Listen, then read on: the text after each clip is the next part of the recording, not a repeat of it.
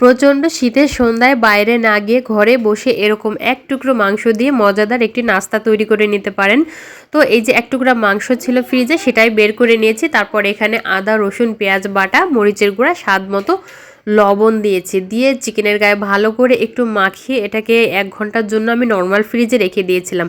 যদি হাতে সময় না থাকে তাহলে না রাখলেও হবে, অন্তত 5-10 মিনিটের মতো একটু ম্যারিনেট করে রেখে দিলেই হবে।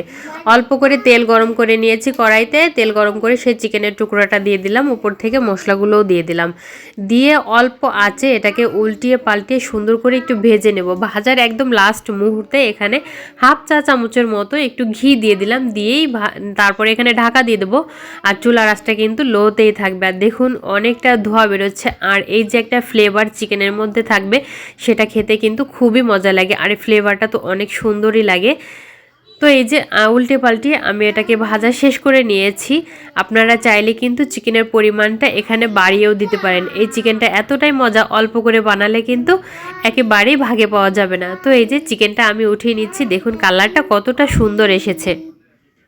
চিকেনটাকে আরও মজা করে খাওয়ার জন্য আমি এখানে টমেটো, শসা, পেঁয়াজ কুচি করে নিয়েছি। তারপরে অল্প করে একটু লবণ দিয়ে ভালো করে একটু মাখিয়ে নিলাম।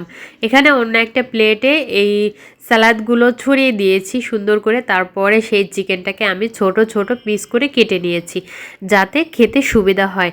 তারপরে এই তো এখানে একটু সাজিয়ে দিলাম শসা, টমেটো, লেবু দিয়ে, আর একটু লেবুর রস উপরে ছিটিয়ে দিলাম। এখন আর কি, শুধু খাওয়ার পালা। অল্প করে একটু স্যালাড নিতে হবে, আর এখানে এক টুকরা চিকেন নিয়ে সুন্দর করে খেয়ে নিতে হবে। এটা খেতে যে এত মজা, আপনার হাতের কাছে যদি টমেটো সস থাকে আপনি কিন্তু সস দিয়েও এই চিকেনটা খেতে পারেন। আবার এই চিকেনটা এমনি এমনিও খেতে পারেন, চাইলে নান রুটি বা নর্মাল রুটি দিয়েও কিন্তু এই চিকেনটা খুবই মজা লাগে। তো শীতের সন্ধ্যায় এরকম নাস্তা হলে আর কি লাগে বলুন তো। আর কনকনে শীতের ভেতরে এই নাস্তাটা ঘরে বসে যদি তৈরি করতে পারেন তাহলে কিন্তু সবাই খুশি হয়ে যাবে। তো সবাই ভালো থাকবেন, আল্লাহ হাফেজ।